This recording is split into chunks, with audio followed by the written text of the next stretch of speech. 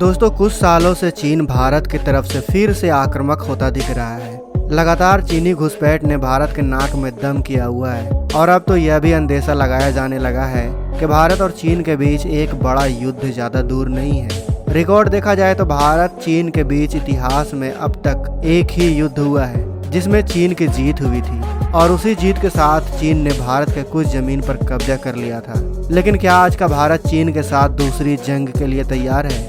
आज दोनों ही देशों के पास दुनिया की सबसे शक्तिशाली तीसरी और चौथी सैन्य शक्ति है। सिर्फ इतना ही नहीं, दोनों ही देश न्यूक्लियर हथियारों से भी लैस हैं। तो क्या आज चीन के बीच युद्ध होता है तो यह युद्ध एक परमाणु युद्ध में बदल सकता है? और आज हम इस वीडियो में इन्हीं सवालों के जवाब देने की कोशिश करेंगे। अगर आप भी जानना चाहते हैं कि अगर आज भारत और चीन के बीच युद्ध हुआ तो कैसा होगा, तो बने रहें इस वीडियो के अंत तक। दोस्तों सबसे पहले हम बात करते हैं पिछले युद्ध की, जो 1962 में लड़ी गई थी। इस युद्ध को समझना इसलिए भी जरूरी है क्योंकि इस युद्ध में हमारी हार का कारण हमारी कूटनीति से ज्यादा राजनीति थी। हम उस वक्त को समझें तो तब भारत को ब्रिटिश के चंगुल से आजाद हुए बस कुछ ही साल हुए थे, लेकिन हमारी आर्मी के पास दूसरे विश्व युद्ध का अनुभव था। भारतीय सेना के ज्यादातर अधिकारी उस समय दूसरे विश्व युद्ध के अनुभव के साथ उतरे थे। ऐसे में चीन के खिलाफ इस युद्ध में असल मायनों में भारत की ही जीत होनी चाहिए थी, लेकिन भारत से एक गलती हो गई।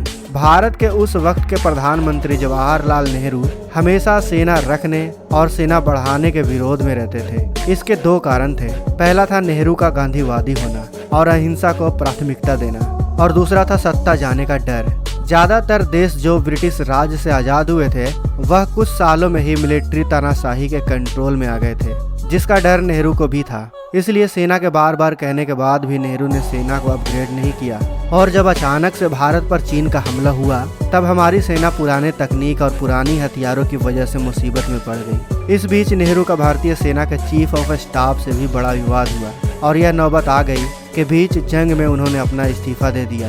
नेहरू ने इस्तीफा लेने से मना कर दिया और बल्कि संसद में भी इसकी जानकारी दे दी। इस्तीफे की बात सामने आने से भारतीय सेना का मनोबल कुछ हद तक टूट गया और चीन को पता चल गया कि भारत में सब कुछ ठीक नहीं चल रहा। नतीजा भारत चीन युद्ध का क्या हुआ यह हम और आप अच्छे से जानते हैं। लेकिन आज का भारत तब के भारत से काफी अलग है। भारत उस जंग के बाद आज तक एक भी जंग नहीं हारा है। इसके अलावा भारत ने साल दर साल अपनी सेना को आधुनिक बनाने के साथ साथ कई उन्नत हथियारों से भी लैस किया है। तो आइए सबसे पहले दोनों ही देशों के सैन्य शक्ति पर नजर डालते हैं। भारत की सेना में इस समय 12 लाख से ज्यादा सिपाही हैं। इसके अलावा हमारे पास 9.5 लाख सिपाहियों की रिजर्व फोर्स भी है। इसके अलावा हमारे पास 67,000 एक्टिव नौसैनिक हैं, साथ ही 5,000 रिजर्व में भी रखे गए हैं। वहीं भारतीय वायुसेना में भी अभी 1.5 लाख लोग काम कर रहे हैं और इतने ही रिजर्व में रखे गए हैं। आपको बता दें कि भारतीय सेना दुनिया की सबसे ज्यादा डिसिप्लिन फोर्सेस में से एक है और लगातार दुनिया के अन्य सेनाओं के साथ जैसे ब्रिटेन, अमेरिका, फ्रांस, जापान और रूस की सेनाओं के साथ ज्वाइंट मिलिट्री एक्सरसाइज करती रहती है। वहीं चीन के पास जवाब में इस वक्त 20 लाख से ज्यादा सिपाही हैं, जबकि 5 लाख सिपाही वह रिजर्व में रखता है। चीन की सेना में नौसेना और वायुसेना के अलावा 2 अलग ब्रांचेस भी हैं, जो है रॉकेट फोर्स और स्ट्रेटेजिक असॉल्ट फोर्स। जहां रॉकेट फोर्स का काम दुश्मन पर मिसाइल दागना है तो वहीं स्ट्रेटेजिक असॉल्ट फोर्स का काम साइबर हमले करना और स्पेस वॉरफेयर में योगदान देने का है। चीन के पास देखा जाए तो संख्या बल में भारत से ज्यादा सैनिक हैं, लेकिन उनके ट्रेनिंग और मिलिट्री वॉरफेयर के तरीके कई सालों से अपडेट नहीं हुए हैं। इसीलिए आपने देखा होगा कि चीन अमेरिका जैसे देश को इकोनॉमिक बल पर आंख दिखाता है, वह कभी सैन्य बल पर आगे नहीं आता। चीन ने पिछले कुछ सालों में जितनी भी ग्रोथ की है उसमें ज्यादातर हिस्सा उनकी नेवी का है। चीन इस वक्त सैनिकों पर खर्च करने के मामले में भारत से कहीं आगे है। जहां भारत का कुल defence budget 74 billion US dollar के करीब है, तो वहीं चीन इस वक्त करीब भारत से 3 गुना अधिक खर्च करते हुए 275 बिलियन US डॉलर के बड़े डिफेंस बजट से लैस है। हम सीधे और सरल भाषा में बात करें तो जहां भारत एक साल में अपने सैनिकों पर 74 बिलियन खर्च करता है, तो वहीं चीन अपने सेना पर एक साल में 274 बिलियन US डॉलर खर्च करता है, और यह आंकड़े पिछले साल के हैं। चीन के पास इस वक्त 3200 टैंक हैं, जिसके जवाब में भारत के पास 4200 टैंक हैं। चीन आर्मर्ड व्हीकल में हमसे कहीं आगे है। जहां भारत के पास इस वक्त 8600 आर्मर्ड व्हीकल हैं, वहीं चीन के पास 33,000 से भी ज्यादा आर्मर्ड व्हीकल मौजूद है, जिसके साथ साथ चीन के पास भारत से 10 गुना ज्यादा रॉकेट लॉन्चर भी है। चीन हवा में भी थोड़ा सा ज्यादा ताकतवर लगता है, क्योंकि भारत के 2123 एयरक्राफ्ट के मुकाबले चीन के पास 3200 5th जनरेशन एयरक्राफ्ट है। चीन के पास इस समय 507 मिलिट्री एयरपोर्ट है, जबकि भारत के पास केवल 346 हैं। चीन की नेवी भी इक्विपमेंट और जहाज़ों के मामले में हमसे थोड़ी बड़ी दिखाई देती है, लेकिन भारत को घबराने की जरूरत नहीं है। टेक्नोलॉजी और सिपाहियों के मामले में भारत पिछड़ता हुआ तो दिखता ही है,